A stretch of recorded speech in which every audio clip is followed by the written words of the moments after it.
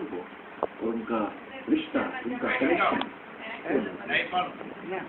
दोस्तों, पिछले कई महीनों से हम इस यात्रा पर हैं। अब तो थोड़ी सी ठंड होने लगी है।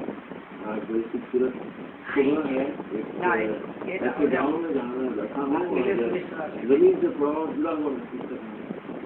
हमारी ये निरंतर कोशिश रहती है कि आपको ऐसी कहानियाँ दिखाएं, ऐसे लोगों से मिलवाएं जिनसे आपको ऐसा कुछ जो हमारे लिए बहुत दूर की कहानी ना हो, ऐसा कुछ जिससे हम अपनी जिंदगी में कुछ कर लाएं। क्योंकि भारत के किसी सुदूर गांव के किसान की कहानी कुछ अच्छी कहानी है। अगर वो अपनी जिंदगी में बदलाव ला रहा है छोटे छोटे प्रयासों से, तो हमें इससे बहुत कुछ सीखने को मिलता है। ऐसी बहुत सी कहानियां हैं, ऐसे बहुत से गांव के स्टार जिनसे हम आपसे लगातार मिलवाते रहते हैं। मुझे उम्मीद है कि आप भी इन लोगों से बहुत कुछ सीख रहे होंगे और ये कहानियां रोचक तो नहीं। तो जब भी देखते हैं कि आज अभी आधे घंटे में हम बहुत सी स्टोरी देखने वाले हैं, क्योंकि बनाए रखते हैं आपको मुझको हमारा गाँव।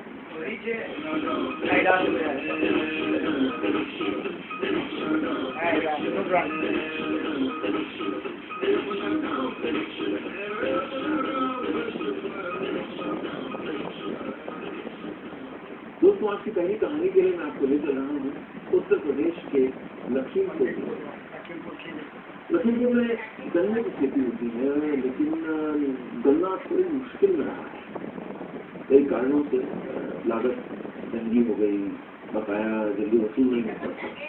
इस वजह से गन्ने की खेती थोड़ा सा कम रोचक होती जा रही थी। कुछ किसान कर्ज में इतना डूब गए थे कि उन्होंने आत्महत्या तक कर ली।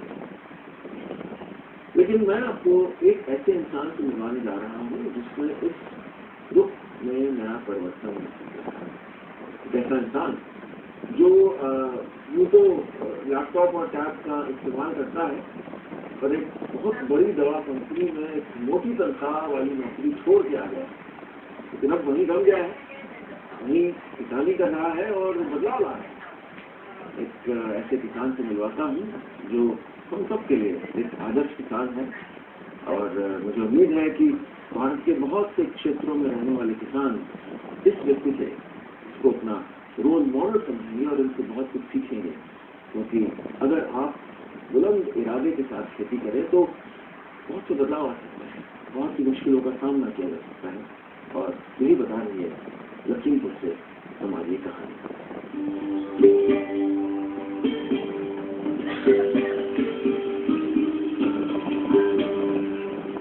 देश के बदलते गांवों की एक और तस्वीर दिखाने के लिए आपको ले चलते हैं उत्तर प्रदेश की राजधानी लखनऊ से करीब 175 किलोमीटर दूर लखीमपुर खीरी।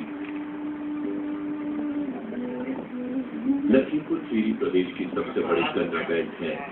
जिले को ये मुकाम कुछ ऐसे किसानों की बदौलत मिला है जिन्होंने हाईटेक तकनीक का इस्तेमाल करके न सिर्फ गन्ने का उत्पादन बढ़ाया बल्कि दूसरों के सामने नजीर भी बन गए हैं। इनसे मिलिए ट्रैक्टर की ड्राइविंग सीट पर बैठकर लैपटॉप चलाने वाले इस किसान का नाम है शुभ्रांत शुक्ला। शुभ्रांत से जब हमारी मुलाकात हुई तो वो अपने खेत में गन्ने की बुवाई कर रहे थे।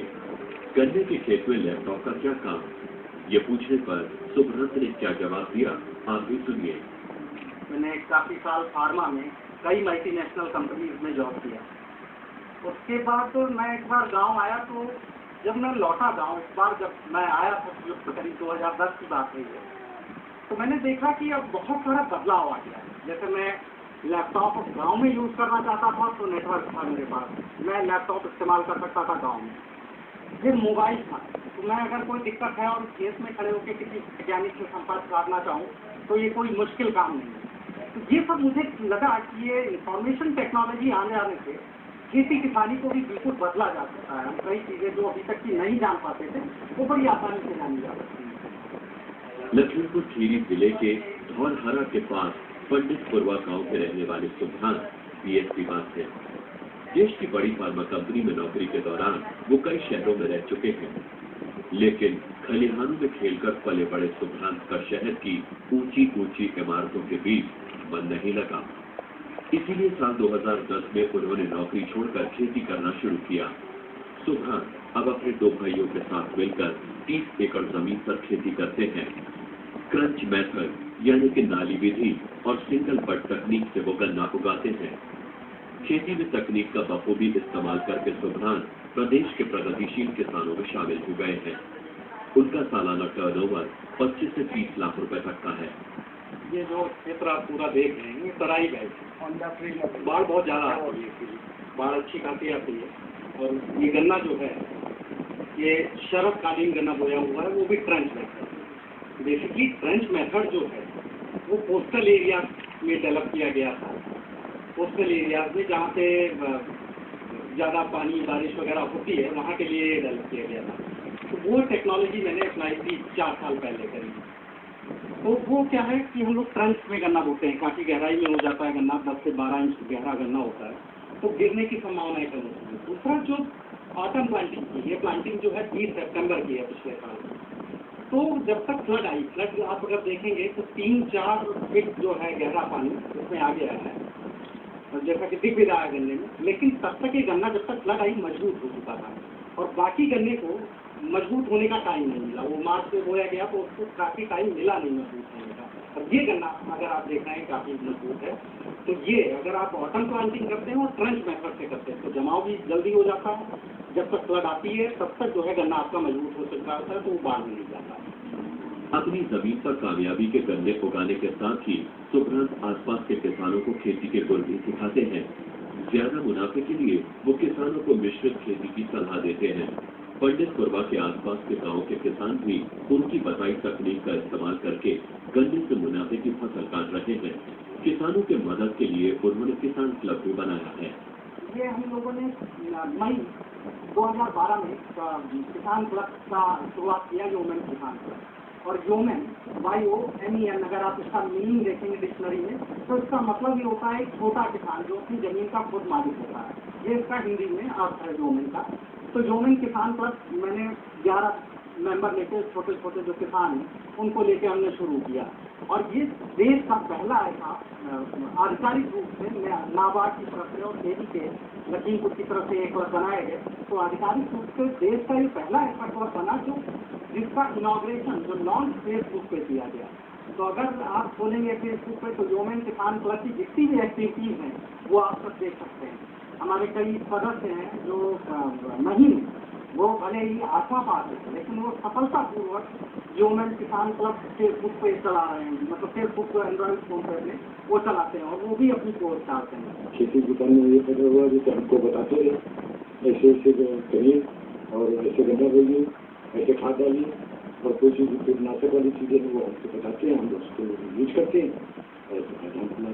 हम लोगों ने अपने सदस्यता के अनुसार उनकी बातों को मानते रहे, अपनी खेती किसानी करते रहे, जो कि आज हम लोग कम से कम 120 से 40 कुंटल तक बीघे में काटते रहे हैं।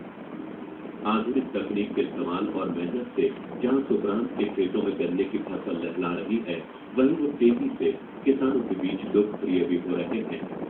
सुभ्रांत साल 2013 में गुजरात के तत्कालीन मुख्यमंत्री नरेंद्र मोदी के बुलावे पर गुजरात वाइब्रेंट सम्मेलन में भी शामिल हो चुके हैं।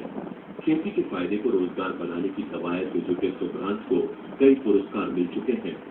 बहरहाल हाथ में स्मार्टफोन, बैग में लैपटॉप और फर्राटेदार अंग्रेजी बोलने वाले सुभ्रांत उन लाखों लोगों के लिए एक नजीर हो सकते हैं जो खेती से मुंह मोड़कर शहरों का रुख कर रहे हैं। गांव कनेक्शन के लिए अरविंद शुक्ला की रिपोर्ट।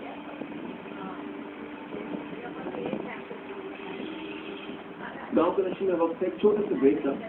ब्रेक के बाद गांव बदलेगा लेकिन उसका कुछ ऐसा ही बिहार के एक गांव से ऐसी ये कहानी, इसमें एक व्यक्ति